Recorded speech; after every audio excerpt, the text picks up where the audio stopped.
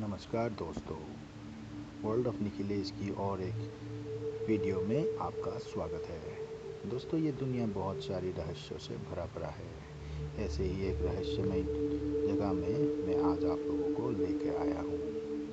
यह है असम के कार्बी आंगलोंग डिस्ट्रिक्ट में स्थित नाम्बर फॉरेस्ट का गर्म पानी का तालाब। दोस्तों, ये तालाब का पानी हमेशा ही अपने आप उबलता रहता है। ये कुदरत का करिश्मा ही समझिए या किसी जादुई चीज़, लेकिन हमेशा ये पानी को आप जब छुएंगे तो गुनगुनी पानी का एहसास होने लगेगा।